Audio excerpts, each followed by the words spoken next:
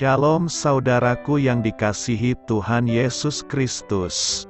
Selamat pagi, salam sejahtera untuk kita semuanya. Selamat datang kembali di Renungan Rohani pagi hari ini. Semoga saudara yang terkasih dalam keadaan sehat selalu. Kiranya damai dan sukacita Roh Kudus melimpah di dalam hati dan pikiran saudara saat ini. Sebelum kita mulai renungan pagi ini, marilah kita bersama-sama berdoa. Tuhan Yesus, terima kasih sudah membangunkanku pagi hari ini. Terima kasih atas penyertaan dan perlindungan Tuhan. Semua karena karunia Tuhan aku dapat bangun dengan pagi hari ini. Aku menyerahkan seluruh aktivitasku hari ini ke dalam kuasa tangan Tuhan. Jauhkanku dari yang jahat, ya Tuhan.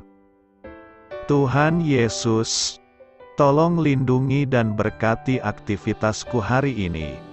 Tolong berkati juga keluarga dan teman-temanku, Bapa Surgawi, oleh karya Roh Kudus. Tolonglah aku untuk menjauhi segala sesuatu yang melukai hati-Mu. Ampunilah segala dosa kami, ya Tuhan. Dalam nama Tuhan Yesus, aku sudah berdoa. Amin. Sahabat saudara rohani, pembacaan ayat emas Alkitab renungan kita hari ini terambil dari Efesus 4 ayat 17 sampai dengan ayat 30. Sebab itu kukatakan dan kutegaskan ini kepadamu di dalam Tuhan. Jangan hidup lagi sama seperti orang-orang yang tidak mengenal Allah dengan pikirannya yang sia-sia dan pengertiannya yang gelap, jauh dari hidup persekutuan dengan Allah. Karena kebodohan yang ada di dalam mereka dan karena kedegilan hati mereka, perasaan mereka telah tumpul, sehingga mereka menyerahkan diri kepada hawa nafsu dan mengerjakan dengan serakah segala macam kecemaran. Tetapi kamu bukan demikian. Kamu telah belajar mengenal Kristus, karena kamu telah mendengar tentang Dia dan menerima pengajaran di dalam Dia menurut kebenaran yang nyata dalam Yesus, yaitu bahwa kamu, berhubung dengan kehidupan kamu yang dahulu, harus menanggalkan manusia lama, yang menemui kebinasaannya oleh nafsunya yang menyesatkan, supaya kamu dibaharui di dalam roh dan pikiranmu, dan mengenakan manusia baru, yang telah diciptakan menurut kehendak Allah di dalam kebenaran dan kekudusan yang sesungguhnya. Karena itu buanglah dusta dan berkatalah benar seorang kepada yang lain, karena kita adalah sesama anggota. Apabila kamu menjadi marah, janganlah kamu berbuat dosa. Janganlah matahari terbenam sebelum padam amarahmu, dan janganlah beri kesempatan kepada iblis, orang yang mencuri. Janganlah ia mencuri lagi, tetapi baiklah ia bekerja keras dan melakukan pekerjaan yang baik dengan tangannya sendiri, supaya ia dapat membagikan sesuatu kepada orang yang berkekurangan. Janganlah ada perkataan kotor keluar dari mulutmu, tetapi pakailah perkataan yang baik untuk membangun, di mana perlu, supaya mereka yang mendengarnya beroleh kasih karunia. Dan janganlah kamu mendukakan Roh Kudus Allah, yang telah memeteraikan kamu menjelang hari penyelamatan. Efesus 4 ayat 17 sampai dengan ayat 30. Inti dari ayat emas renungan kita adalah: kamu harus mengenakan manusia baru. Mari kita mulai renungan pagi kita.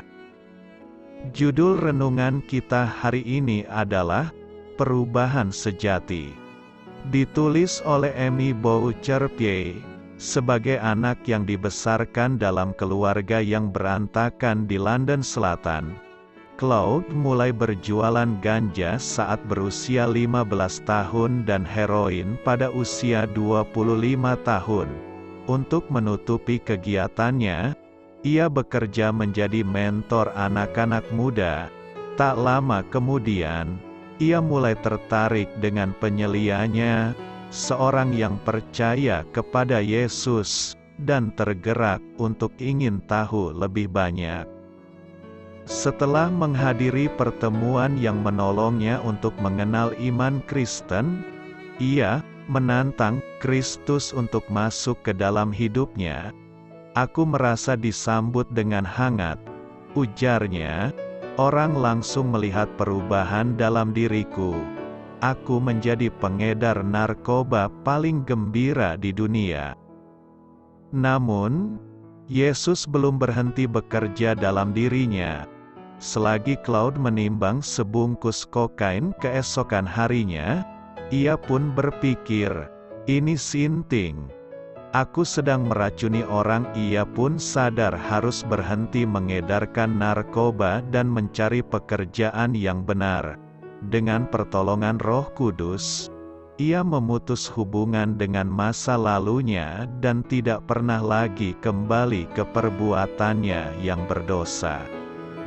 Perubahan itulah yang dimaksudkan Paulus dalam suratnya kepada jemaat di Efesus. Saat meminta jemaat agar tidak menjauhi hidup persekutuan dengan Allah, ia mendorong mereka untuk menanggalkan manusia lama, yang menemui kebinasaannya oleh nafsunya yang menyesatkan, dan sebaliknya, mengenakan manusia baru, yang telah diciptakan menurut kehendak Allah di dalam kebenaran dan kekudusan yang sesungguhnya. Efesus 4 ayat 22 dan 24. Kata kerja yang digunakan Paulus menyiratkan bahwa kita perlu terus mengenakan manusia baru itu. Seperti yang terjadi pada Claude, Roh Kudus senang menolong kita dalam menghidupi manusia kita yang baru dan menjadikan kita semakin serupa dengan Yesus. Amin. Marilah kita renungkan di dalam hati kita.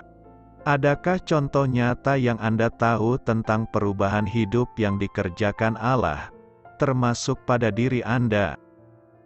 Bagaimana iman Anda dikuatkan olehnya, bahkan saat perubahan terasa mustahil? Hal ini patut kamu ketahui. Kata hidup di Efesus 4 ayat 17, "Jangan hidup lagi sama seperti orang-orang yang tidak mengenal Allah," adalah kata kunci dalam kitab Efesus, khususnya dalam pasal 4-6. Kata ini diterjemahkan dari kata Yunani peripateo. Secara harfiah, kata ini berarti berjalan, untuk melangkah di sekitar. Secara kiasan, yang dimaksud di sini adalah perilaku atau cara hidup seseorang. Efesus 2 berbicara tentang cara hidup orang percaya sebelum mengenal Kristus.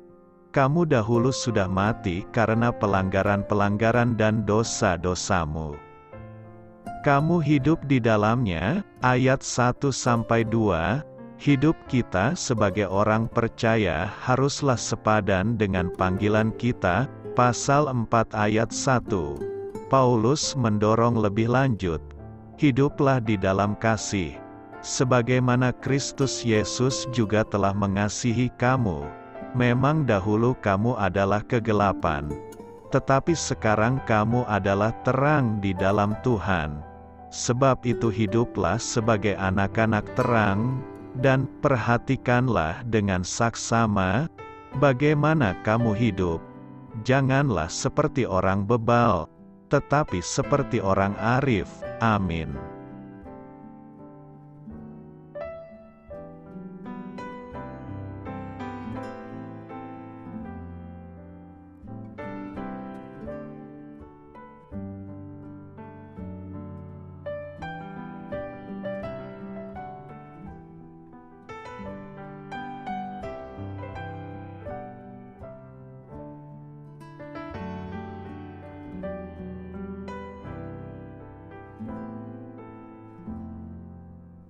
Marilah kita renungkan sahabat saudara rohani.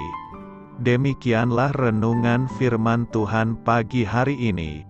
Semoga menjadi berkat dalam hidup kita. Dan sebelum kita memulai segala aktivitas kita pagi hari ini, marilah kita berdoa. Selamat pagi Bapa, malam hari telah berganti pagi. Kehidupan baru telah Engkau berikan kembali bagi kami. Bapa Surgawi, tolonglah aku menyadari kebutuhan orang lain, supaya aku dapat membagikan apa yang telah Engkau berikan kepadaku. Pada saat aku membutuhkan, berilah aku keyakinan bahwa Engkau akan mencukupkanku, melalui orang-orang yang mengasihi-Mu, bukan karena kami pantas atau layak, namun karena kasih karunia-Mu kami boleh ada, sebagaimana kami ada di pagi hari ini. Terima kasih Tuhan, atas kesempatan baru yang telah Tuhan berikan kepada kami, untuk bisa memperbaiki diri agar kami bisa lebih layak di hadapan-Mu. Hari ini kami serahkan semua perkara dan kesulitan yang akan kami lalui ke dalam tangan-Mu. Biarkanlah kami bisa memuliakan-Mu dalam segala aktivitas yang akan kami lakukan. Amin. Biarlah firman Tuhan menjadi pengingat untuk kita semua, bahwa tuntunan dari Roh Kudus akan selalu memberi jalan keluar bagi setiap permasalahan hidup kita, dan memberi kedamaian di hati kita. Sampai jumpa di renungan pagi saudara rohani berikutnya. Kiranya Tuhan selalu memberkati saudara semua hari ini. Amin. Shalom.